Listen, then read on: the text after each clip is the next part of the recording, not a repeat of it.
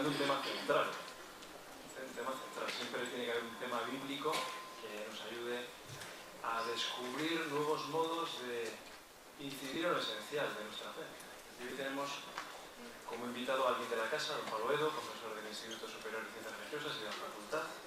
Es licenciado en Filología Hispánica por la Complutense de Madrid y hizo aquí el doctorado en Teología Bíblica con un premio extraordinario y es profesor aquí en el Departamento de Sagrada Escritura, da asignaturas de Nuevo Testamento, introducción a la Sagrada Escritura, evangelios sinópticos y hechos, alguna asignatura de introducción a la historia de la salvación, licenciatura también, síntesis de estudios bíblicos. Se dedica sobre todo al Nuevo Testamento y también da una asignatura de orígenes del cristianismo en la Facultad de Farmacia, si no me equivoco. Bueno, pues es un experto en algunos escritos apócrifos del Nuevo Testamento de gran interés, donde está haciendo grandes investigaciones y que pronto saldrá alguna publicación de relevancia. Y hoy nos va a hablar de los evangelios y la figura de Jesús en el debate científico. Es autor de algunas obras que han tenido su importancia. Seguro que todos conocemos ese libro de otros autores, 50 preguntas sobre la fe, de reciente. Es muy útil para la catequesis, es muy útil para dar respuesta a interrogantes actuales, el que es coautor y donde ha trabajado en buena parte de ese texto. Y también ha publicado un libro recientemente, que es su tesis doctoral, El lenguaje de las vestiduras en el cuarto evangelio. Pues el profesor don Pablo Edo nos va a hablar de cómo está un poco la investigación sobre Jesús, qué se puede decir hoy en día, y siempre con un verbo muy ameno nos transmitirá algunos conocimientos que yo creo que a todos nos son de especial importancia a la hora de enseñar el atractivo que tiene nuestra fe yendo a lo que sea. Muchas gracias.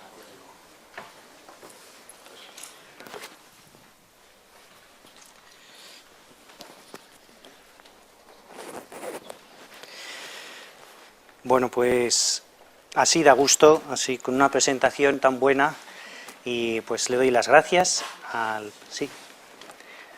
Ay, gracias.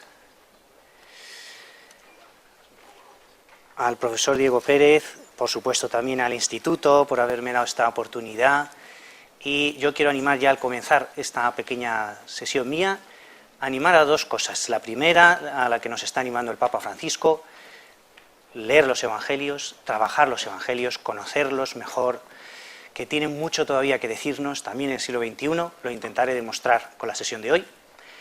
Y la segunda cosa, pues darles la enhorabuena, las gracias y animarles a seguir con la labor que están haciendo. La labor de formación personal, en el hogar, en las escuelas, en los colegios, que yo creo que es una cosa muy meritoria, yo la valoro muchísimo.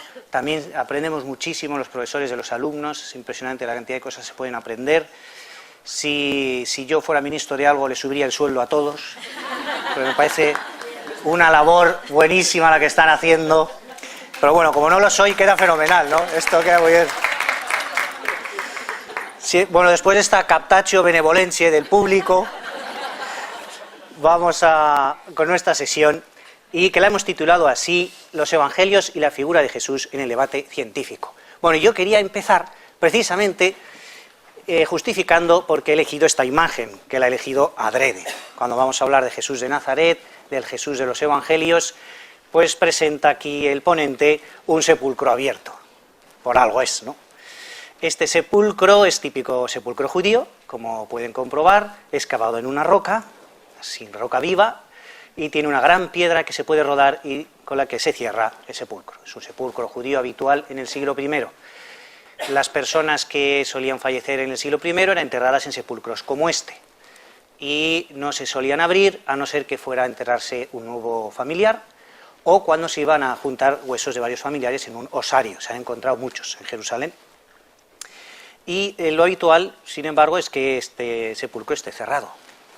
Así es como se entierra a Jesús en el Nuevo Testamento. Aquí tenemos una panorámica, no se ve mucho, pero bueno, es una panorámica de la ciudad de Jerusalén, bueno, sobre todo de la zona del templo, y pueden ver que está ahí a la izquierda tenemos la fortaleza Antonia con sus tejados azules, Todo esto era la zona del templo. Aquí a la derecha tenemos el pórtico de Salomón, donde Jesús gustaba de pasear y se reunían los discípulos, nos dicen Hechos de los Apóstoles. Y aquí, fuera de la ciudad, como en el día del Yom Kippur, Jesús ha salido fuera, nos dice la carta a los hebreos, ha salido fuera de la ciudad, cargando con el oprobio del pueblo para morir aquí en el Gólgota. Esta zona de aquí, que la ampliamos ahora un poquito, era precisamente una antigua cantera, con todas las reformas que había hecho Herodes el Grande y otros grandes constructores, pues se había quedado ahí en Jerusalén una cantera que ya tenía una piedra no muy utilizable para realizar edificios, pero que, claro, un buen judío dice no se puede desaprovechar este terreno, hay que hacer un poco de negocio con él, sobre todo porque se trata de una zona tan pegada al templo de Jerusalén, ¿no? Así que se empezó a vender y se hizo un pequeño zona jardinada, como se puede ver aquí, de toda esta zona reconstruida, se empezaron a vender pequeñas parcelitas de esta cantera para que allí se pudieran hacer excavaciones y venderlo como sepulcros para familias, ¿no? Precisamente la zona del Gólgota habría quedado así, con esa forma tan curiosa como de cráneo, como parte de la cantera que ya no se siempre podía emplear más, digámoslo así, ¿no?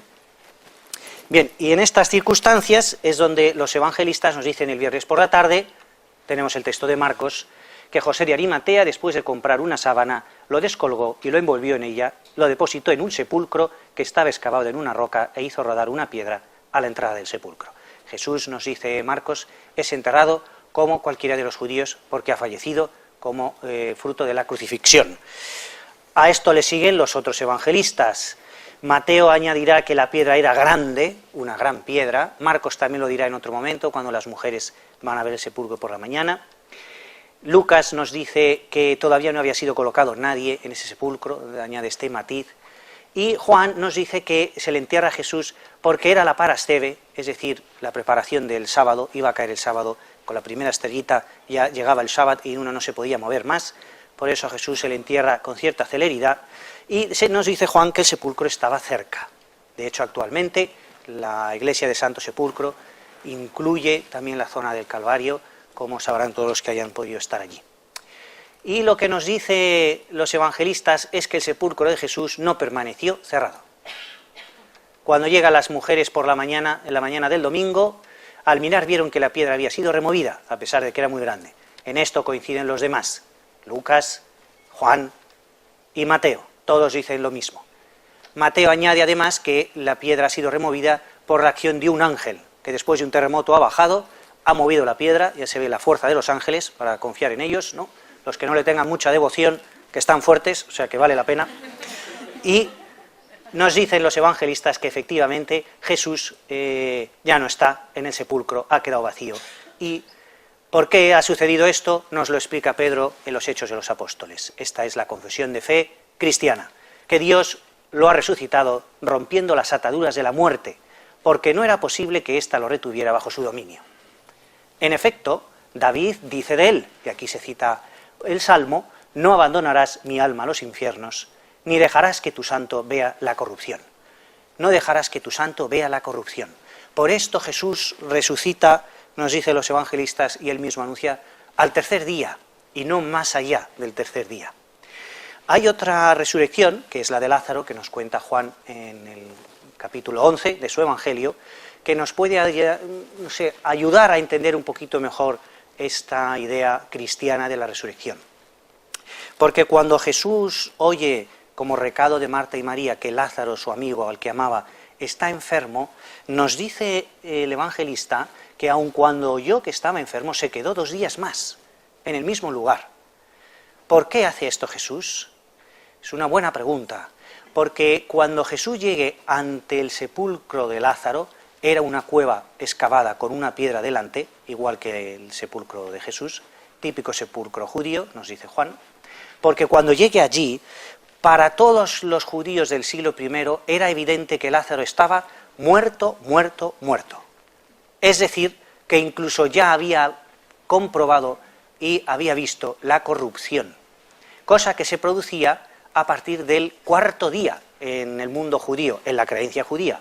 Por eso, lo que le dice la hermana de Lázaro es: Señor, ya huele muy mal, pues lleva 4 días. Quizá una traducción más adecuada podría ser ese subjuntivo que viniera a expresar que ya debe oler muy mal. María no lo sabe porque no ha entrado en el sepulcro, pero ella debe decir, ya debe oler muy mal porque lleva 4 días. Y efectivamente es que a partir del 4.º día, nos recogen las tradiciones judías, es cuando el alma, nos dice aquí Bar Kapara, después de la muerte, sigue volviendo a la tumba, pensando que vuelve al cuerpo. Es como una querencia que tiene el alma de volver al cuerpo. Dice Santo Tomás de Aquino que es lo más antinatural en el ser humano, la separación del cuerpo y del alma, es todo un castigo, pero cuando ve que los rasgos faciales, a partir del 3.er día, se han desfigurado, entonces se aparta y lo abandona, dice, este cuerpo ya no me gusta, ya no es digno de mí, y voy a esperar ya otro, en la resurrección, digamos que el alma, esto piensa según Bar Kapara. O sea que en realidad Jesús no ha experimentado la corrupción, como sí que la experimenta Lázaro, resucita al 3.er día. Por eso, bueno, esto era un pequeño, perdonen la expresión, canapé bíblico, para animarles a leer los evangelios, a escrutarlos, a conocerlos cada vez más, porque está lleno de pequeños detalles que nos ayudan a comprender mejor las cosas, ¿no? Y por eso se entiende la pregunta retórica e incluso irónica de los angélicos testes, ¿no? Esos ángeles que aparecen allí en el sepulcro y que le dicen a las mujeres, ¿por qué buscáis entre los muertos al que está vivo? Y ellas se quedan sorprendidas, pero alcanzan a comprender al final lo que quiere decir esto.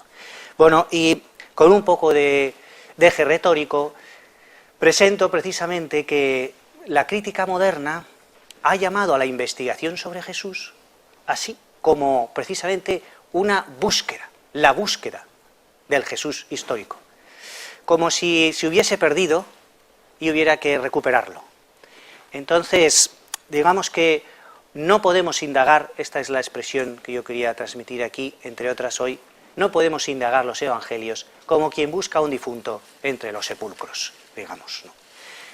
Y Jesús, lo que nos dice la fe, está vivo, vive, Cristo vive, porque si no vana es nuestra fe, vive con un cuerpo real que palparon los apóstoles, lo que hemos visto, lo que hemos palpado, hemos comido con él resucitado, eso intentamos transmitir, ¿no? Bueno, pero la crítica moderna llama a la investigación sobre Jesús búsqueda, es una auténtica búsqueda, la búsqueda del Jesús histórico. ¿Cuándo empieza esta búsqueda del Jesús histórico? Pues comienza siendo un fenómeno moderno, que nace precisamente cuando nace la sospecha como método.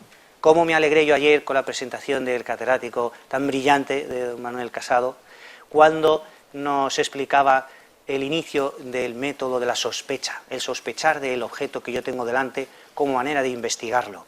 Precisamente la crítica moderna sobre los evangelios comienza cuando se empieza a sospechar de los evangelios. Cuando se sospecha que el Jesús que nos transmite los evangelios no debió ser el Jesús del siglo I, porque es un Jesús demasiado redondo, demasiado eficaz para la predicación, un Jesús demasiado elevado, un Jesús que me escandaliza. Para mi razón del siglo XX, del siglo XXI, me escandaliza. Y este escándalo, el escándalo de Jesucristo que ya anunciaba San Pablo, es el que sigue presente hoy, siempre va a ser así, ¿no? Y nosotros, como lectores de los evangelios, como cristianos, nos vamos a enfrentar también ante esta realidad, ¿no? Los evangelios transmiten un Cristo de la fe, diría esta crítica moderna, pero es importante descubrir al Jesús histórico. Con la expresión Jesús histórico, lo que quiere decir la crítica moderna, no es exactamente el Jesús real, el del siglo I, porque ese ya pasó, sino que sería un retrato robot que nosotros, con los métodos científicos de investigación de textos que tenemos, podemos reconstruir, lo más parecido a lo que sería el Jesús del siglo I. ¿Por qué se hace esta reconstrucción de Jesús? En el fondo porque se sospecha que la que nos ofrecen los evangelios no debe ser del todo real, ¿no? Bueno, y por eso hace falta una lectura crítica y científica de los evangelios. En este punto acierta completamente la crítica moderna.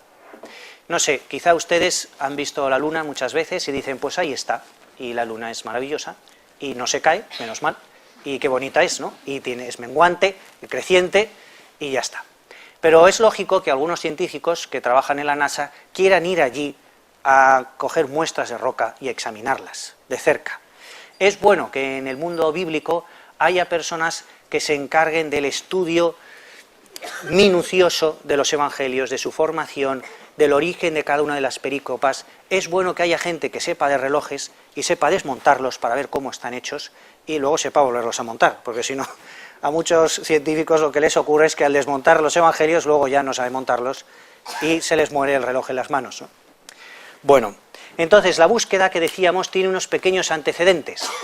¿Cuáles serían los antecedentes inmediatos? Pues esto es una enorme historia, ¿no?, con la punta de un iceberg, ¿no?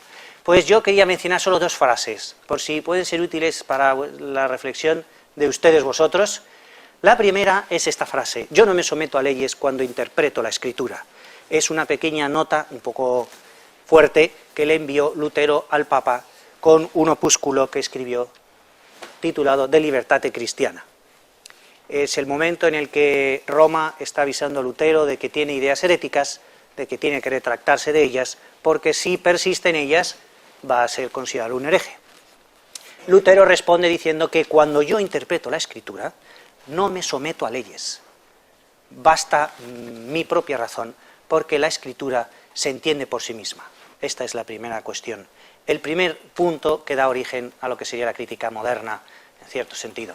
¿Por qué? Porque si ya no hace falta tradición ni magisterio, no hay una instancia distinta al propio sujeto en el conocimiento de los evangelios, pues claro, empieza el mundo de la opinión, y en el mundo de la opinión se multiplican las posibilidades y se difumina la verdad, podemos decirlo así. Y la otra frase que quería aquí transmitir es, si hemos dado una en el campo de la teología, daríamos otra en el campo de la filosofía, y es cuando Descartes, esto es parafraseándole en un gran párrafo en el que él explica esto, viene a decir Descartes en su discurso del método que decidí rechazar toda tradición recibida, dudar, sospechar de toda tradición, para ver qué certezas puedo alcanzar yo solo.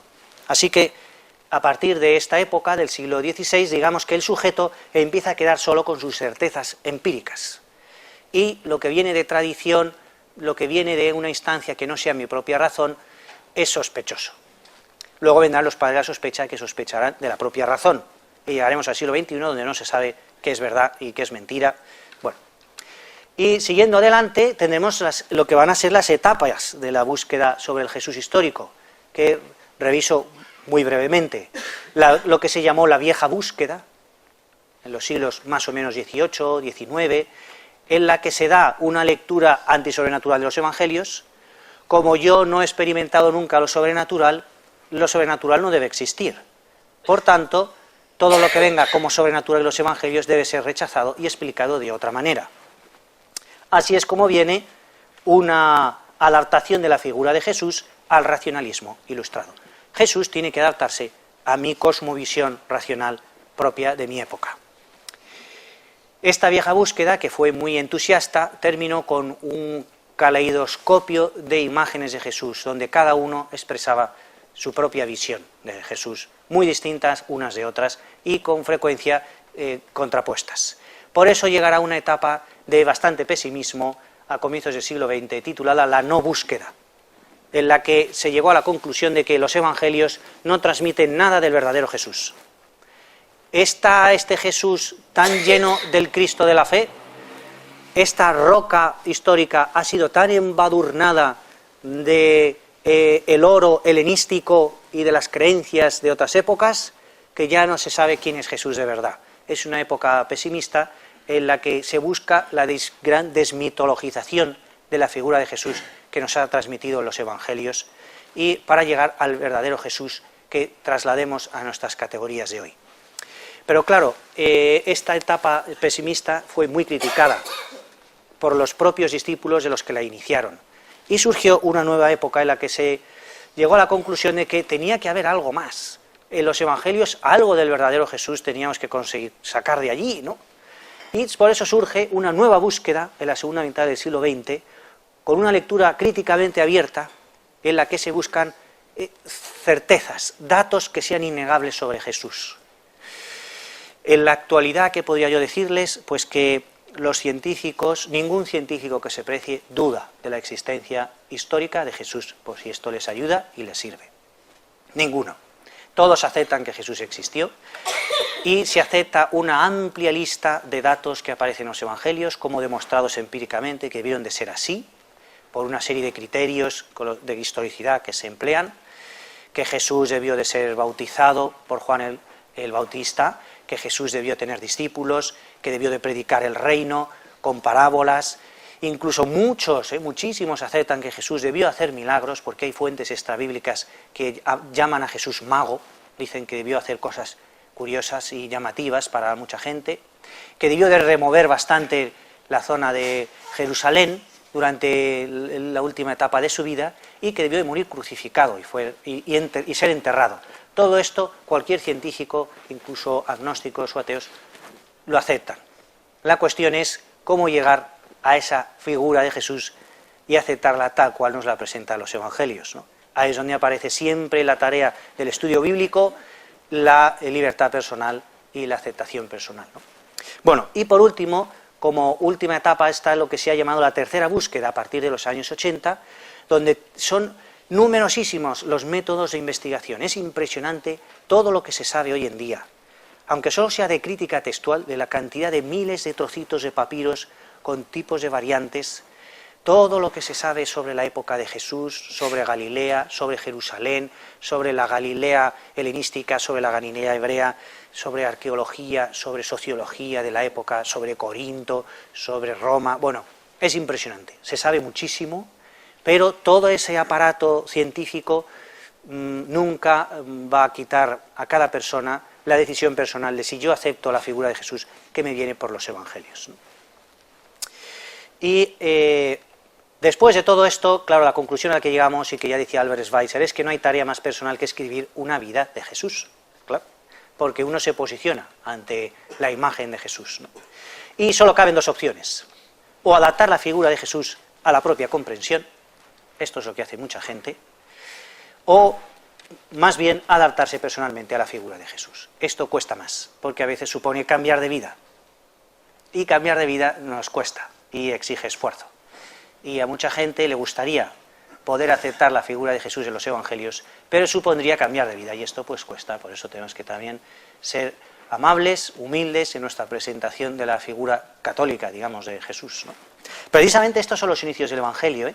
Es la exhortación inicial del Nuevo Testamento: convertíos, cambiad vosotros y creed en este Jesús que se os presenta. Comienzo del evangelio de Jesucristo, Hijo de Dios, ¿no? Cada persona tiene su propio evangelio sobre Jesús, podríamos también decir, y cada científico. Y de esto sucede desde los inicios. Fíjense cómo es que Herodes el Grande vio en Jesús a un competidor político que había que matar. Pero su hijo, Herodes Antipas, el de Galilea y Perea, dirá que Jesús es en realidad el Bautista que yo decapité y ha resucitado. Imagínense que este fuera el evangelio católico, ¿no? ¿Quién es Jesús de Nazaret? Y si estuviera así en el catecismo de la Iglesia Católica: era Juan Bautista decapitado por Herodes Antipas y que volvió a resucitar. Pues sería un evangelio un poco extraño, ¿verdad? Pero también Pilato tuvo su propio evangelio. Decía que Jesús era un extraño monarca de un reino extramundano que se deja crucificar. Qué hombre tan curioso. Algunos decían que era Elías, otros que Jeremías, otros que un profeta. Los propios discípulos se preguntan: ¿quién es este? El propio Bautista anuncia a todos los fariseos y saduceos que en medio de vosotros está uno al que no conocéis. Siempre la imagen de Jesús, la figura de Jesús, ya desde su propia vida terrena, ha provocado un escándalo y una aceptación o no de su plan salvador y de su evangelio, de su buena nueva, ¿no? Y esto que aparece ya en los inicios es lo que se da a lo largo de los primeros siglos del cristianismo. Perdónenme por el esquema un poco articulado que tenemos aquí. Lo que ha sucedido con mucha frecuencia en los primeros siglos del cristianismo es que la idea de un verdadero Dios y verdadero hombre en una única persona era algo un poco escandaloso. Para algunos era un escándalo que Dios, que la parte divina de Dios, segunda persona de la Santísima Trinidad, pudiera sufrir hambre, sed y morir en una cruz, tener la ignominia de un hombre cualquiera, corporal y en nuestra circunstancia. Y para muchos otros era un escándalo que Jesús, que debió de ser un hombre y que muchos hablaron de él como un hombre histórico, pudiera llegar a ser Dios. ¿Cómo iba a ser Dios? Tenía que ser otra cosa. Y entonces surgieron todas las herejías, también por falta de terminología teológica para explicarlas, que aparecen en los primeros siglos del cristianismo hasta las formulaciones definitivas dogmáticas. Y algunos, por subrayar mucho la humanidad de Jesús, dirán que es un hombre con dotes especiales, esto lo admitían algunos. Para otros sería un profeta en contacto con Dios, efectivamente, debió de ser un profeta, algo de contacto con Dios tenía. Para otros incluso podía haber sido un hombre que en un momento dado es asumido por Dios, por ejemplo en el bautismo, con la paloma, y que luego en el momento de la cruz lo pudo dejar. Hubo muchas herejías en los primeros siglos que dijeron esto. Y los que empezaron a subrayar la divinidad dirían que, hombre, aquello no podía ser Dios mismo, si tenía cuerpo humano. En todo caso sería un ángel humanizado, una criatura inferior, o quizá un demiurgo que se ha encarnado, pero no puede ser Dios mismo. ¿Cómo va a ser Dios mismo? Y para otros sería un Dios con apariencia humana. Bueno, si es de verdad Dios, lo que no puede ser es que sea verdaderamente humano y que esté sufriendo la cruz, ¿no? Bueno, pues estos problemas de los primeros siglos, que se resuelven con la unión hipostática, una persona, dos naturalezas, siguen a lo largo de la historia, son siempre es el mismo escándalo de siempre con el que se ha encontrado la crítica bíblica. Y fíjense que ya a partir de los años 80, el escándalo ante Jesús durante su vida terrena y el escándalo ante la imagen de Jesús que reflejan los evangelios se ha mantenido. Y hay un estudio muy interesante del profesor Bartolomé en la que nos dice cómo en la actualidad, fíjense cómo se han multiplicado las imágenes de Jesús, sobre todo subrayando la zona más de la humanidad. Si se acuerdan del esquema que les he puesto antes, en esos dos platos de la balanza, digamos que hasta ahora se ha estado presionando mucho la zona de la humanidad de Jesús. Y he aquí que voy a hacer un vaticinio que voy a tener que poder guardarme en mi armario de nuevo. Me parece que estamos entrando en una etapa en la que se va a empezar otra vez a presionar la balanza de la divinidad. Ya veremos a qué da lugar eso, quizá cierto gnosticismo que ya está apareciendo. Pero fíjense cómo en la actualidad, a partir de los años 80, cada autor está presentando, igual que en el siglo I, sus propias visiones de Jesús, que se multiplican. Es impresionante, ¿eh? Algunos dicen que es un rebelde político, otros dicen que es un reformador campesino, para otros es un apocalíptico no sectario, para otros un fariseo ortodoxo, o un maestro carismático y marginal, quizá un carismático a secas, o un piadoso taumaturgo. Les voy a abrumar adrede, ¿eh? Un rabino galileo, un fariseo gilelita, un profeta escatológico, quizá un curandero mágico, o un milenarista ascético, quizá sea un campesino judío y predicador cínico, o un hombre del espíritu, quizá se trate de un profeta apocalíptico. Todo esto tienen en un estudio muy interesante de este profesor, La búsqueda del Jesús histórico, una crónica. También el profesor Chapa tiene un estudio aquí en escrita teológica muy bueno sobre las vidas de Jesús. Es que las vidas de Jesús siempre tienen esto: si estamos dispuestos a aceptar el Jesús que nos transmiten los evangelios. Claro, viene entonces la pregunta: ¿es que son de fiar los evangelios como fuentes para conocer a Jesús? ¿Hay que sospechar de ellos o no? Bueno, para empezar, también queriendo abrumarles un poquillo, he de decirles que actualmente la crítica ha descubierto más de 50 evangelios distintos. Lista que pueden ustedes encontrar en Wikipedia, ¿eh? Evangelio de la infancia de Tomás, Evangelio árabe de la infancia, el Evangelio armenio de la infancia, Evangelio de la Natividad de María, Protoevangelio de Santiago, Evangelio de Pseudo Mateo, el Evangelio de Bartolomé, el Evangelio de Nicodemo, Evangelio secreto de Marcos, Evangelio de Pedro, Pseudo Santiago, el Cátaro de Pseudo Juan, el Evangelio de los Hebreos, de los Ebionitas, Evangelio de Bernabé, Evangelio de Taciano, es una manera de hablar, el Evangelio de los Nazarenos, Evangelio de Amonio, el de la venganza de Salvador, la muerte de Pilato, el apócrifo de Galilea, el de Felipe, el de Tomás, lo que he llamado Evangelio de Marción, el de María Magdalena, el de Judas, apócrifo de Juan, el de Valentín, el Evangelio griego de los egipcios. Cada uno presenta un Jesús.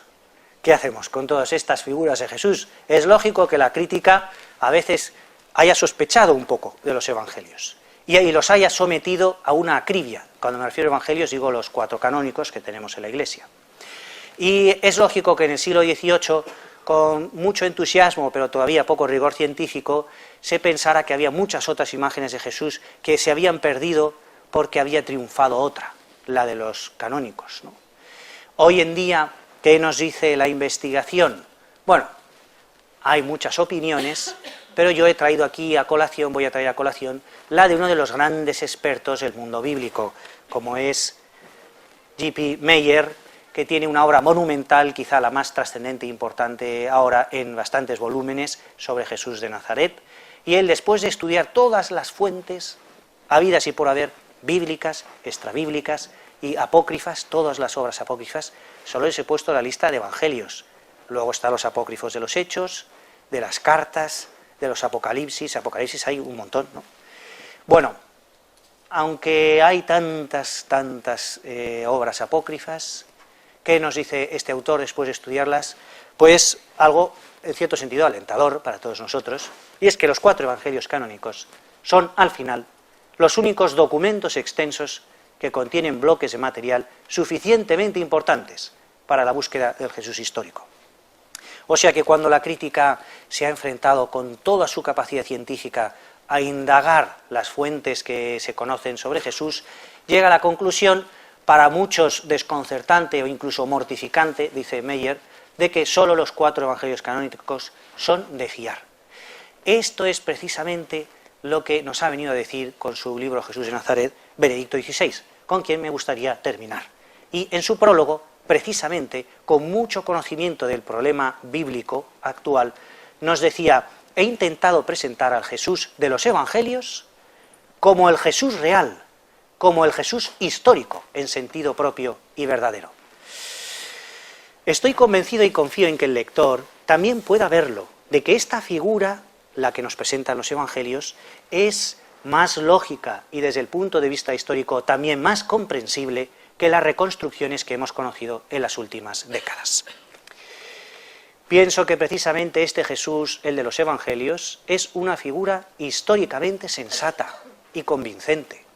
Solo si ocurrió algo realmente extraordinario, si la figura y las palabras de Jesús superaban radicalmente todas las esperanzas y expectativas de la época, se explica su crucifixión y su eficacia. Y digamos que es como si Jesucristo quisiera adrede que, a pesar de los muchos recursos científicos que va a tener la razón, siempre hubiera un escalón que nunca va a poder rellenar la razón, el escalón de la fe personal, libre y voluntaria, de aceptar al Jesús de los evangelios como el Cristo de la fe, que esto es lo que creemos los católicos. Además, tenemos una gran ventaja, y es que ese mismo Jesús que busca afanadamente la crítica moderna está también en la Eucaristía. Tendríamos que llegar a una etapa que se titulara el encuentro de Jesús, The Finding of Jesus, o algo así, podríamos decir en inglés, ¿no? Y ese encuentro va a pasar, por supuesto, por los evangelios y también por la Eucaristía. Quizá porque los católicos a veces tenemos cierta tibieza o pereza en el estudio de la Escritura, porque nos conformamos con tener a Cristo directamente en la Eucaristía. Pero ya le gustaría a él que conociéramos mejor la Biblia, como la conocen los protestantes al menos, para podernos transmitirnos mucho más de lo que nos querría decir. Bueno, esto estoy aquí interpretando los deseos de nuestro Señor Jesucristo. Se me está subiendo a la cabeza estar aquí arriba. Quería terminar una vez más con la foto de inicio, este sepulcro abierto. Yo les recomiendo que sigan investigando los evangelios, que la figura de Jesús es eficaz por sí misma, que sepan llevar a la gente ante los evangelios con una lectura sin prejuicios y que a la vez sepan acudir a descubrir a Dios en la Eucaristía, porque allí está presente de manera misteriosa. Y que procuren leer siempre los evangelios, no como quien busca a un muerto entre los sepulcros, sino como quien busca a Cristo resucitado, que queremos los católicos. Pues muchísimas gracias.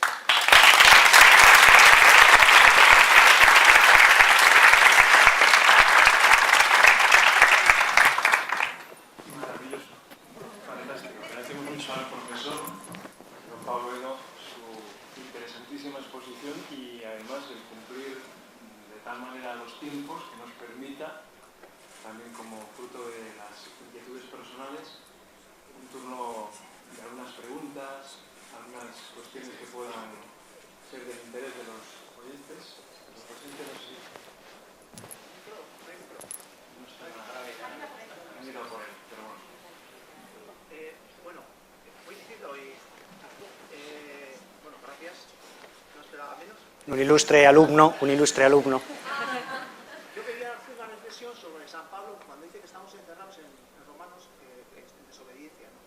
Y que de esa desobediencia vino la misericordia de Dios a los gentiles y viceversa. Estoy en el norte y dice San Sebastián, desobediencia enorme de los sacerdotes, firmando en contra de nuestro obispo, y Pagola, ¿no? El libro famoso que en desobediencia también publicó y hizo pues, una lectura de un Dios histórico que a nosotros pues, no nos acercamos al Evangelio, ¿no? A lo que voy yo es que si Dios a lo mejor nos está preparando también a ese corazón que Él dice que nos va a transmitir quién es verdaderamente Jesús, que no hace falta que uno enseñe al otro, sino que nos está preparando también un poco a su pueblo para ir conociéndole mejor, aparte de leer las escrituras, interpretar con esa misericordia que, por pequeño que seas, por gentil que seas, Bueno, estoy completamente de acuerdo en esa idea de que, hombre, Dios tiene también sus maneras de manifestarse, ¿no? Y no se encierra en los libros. Nosotros no seguimos un libro o unos libros, sino una persona viva, ¿no? Esto es el mensaje habitual de la Iglesia y se ha repetido mucho, lo han repetido mucho Juan Pablo II, los papas Benedicto XVI también. Seguimos a una persona viva y tiene sus maneras de comunicarse, efectivamente, sobre todo a través de la misericordia. Yo creo que sería un punto, ahí creo que aciertas completamente. La misericordia va a ser una de las grandes manifestaciones de Dios para el siglo XXI, me parece a mí, ¿no? Luego, pues yo creo que lo mejor es hacer, no sé, esto se lo aprendí yo de San José María y de sus sucesores, procurar no juzgar a las personas, porque muchas veces entrar en las conciencias hay que hacerlo de puntillas, y por eso yo no voy a entrar en las razones y en las causas por las que las personas hagan las cosas, refiriéndome a lo que me estabas comentando. Y yo creo que a lo que nos podemos quedar es en que detrás de toda reflexión, aunque pueda parecer un poco equivocada, tiene que haber algo de verdad, porque la gente no es tan tonta. Por ejemplo, cuando Lutero estaba haciendo hincapié en la lectura personal de la Escritura, creo que estaba diciendo algo muy cierto, y es que el Espíritu Santo actúa en el alma del creyente, en la lectura del Evangelio, ¿no? ¿Cuántas conversiones se han dado a través de la lectura directa del Evangelio, ¿no? Y esa era una persona, ¿no? Y en la acción del Espíritu Santo. Creo que también habría que redescubrir al Espíritu Santo y su acción en el mundo bíblico, en la lectura de la Escritura y en su interpretación. Bueno, no sé, esto nos podría llevar muy lejos. Si te ha podido ser útil este comentario, bueno. Esto no sé cómo hacer para que no moleste.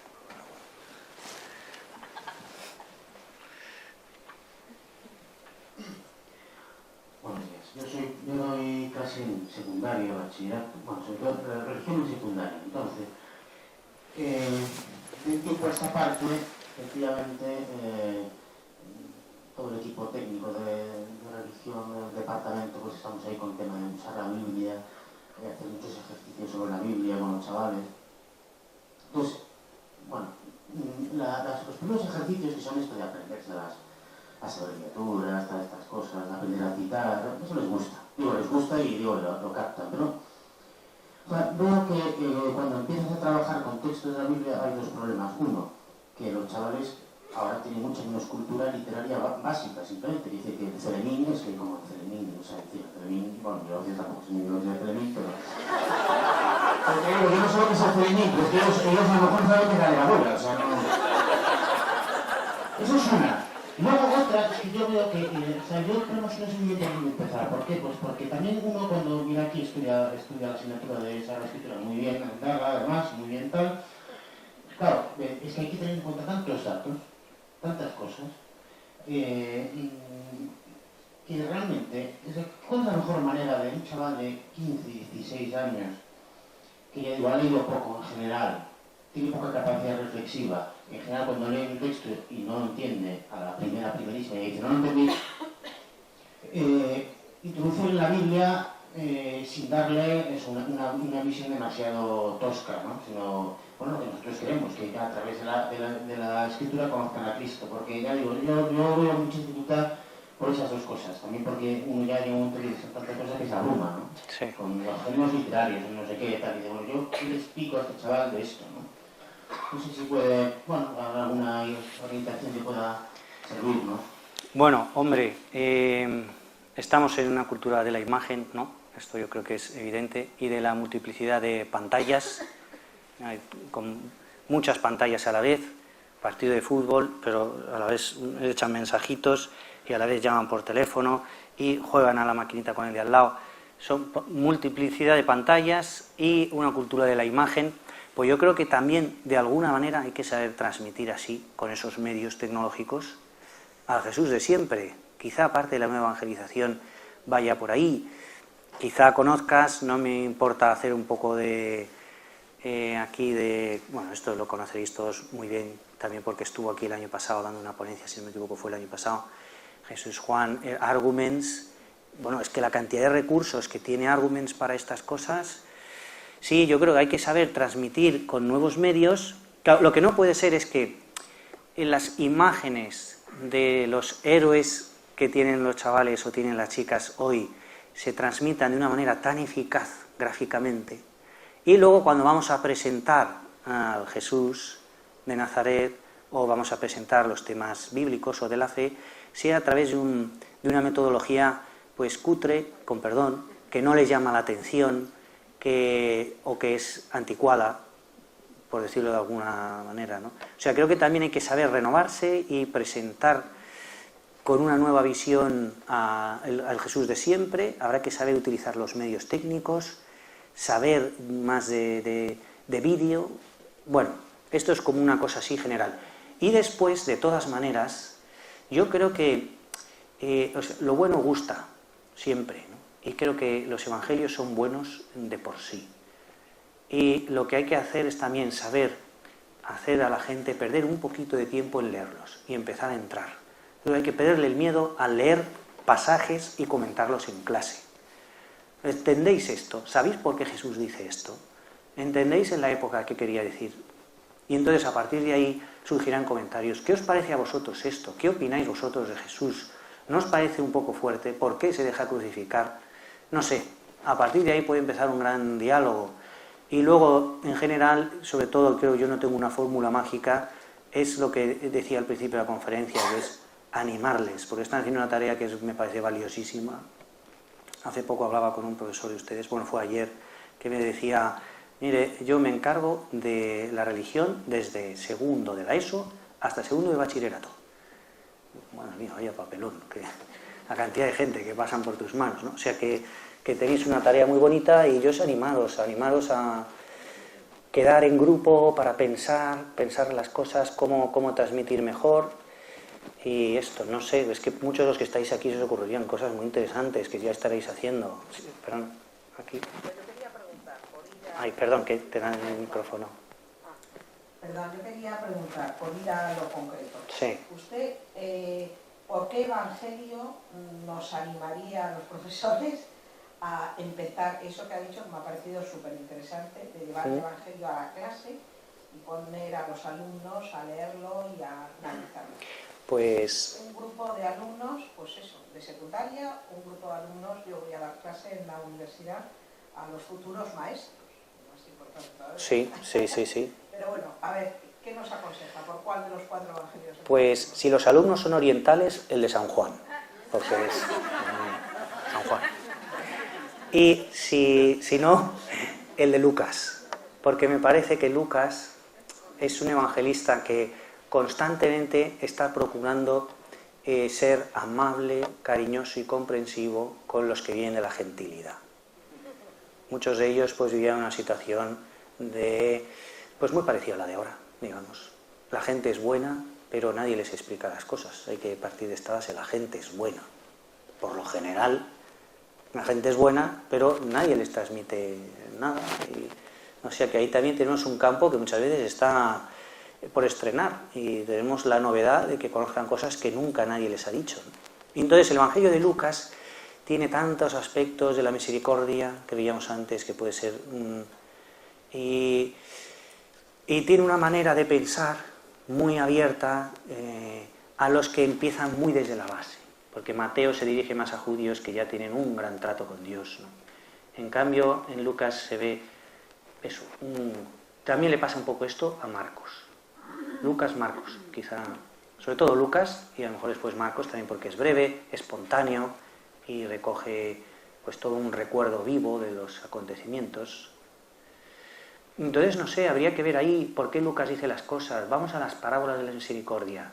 ¿Qué os suscita esto? ¿Qué os parece que quiere decir con esto? ¿Cómo se podría aplicar esto hoy? ¿Quién es el buen samaritano? Bueno, no sé.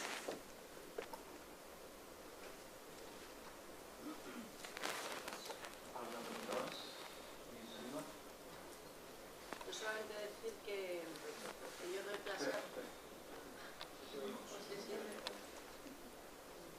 Bueno, que no, yo no voy a aportar mucho, pero bueno, yo doy clase pequeña, o sea, estoy primaria, quinto, la secundaria. Y este año sí que hemos leído, lo que pasa que yo, mira por dónde no sabía que Lucas y Marcos eran más jodidos, que empezar por Mateo.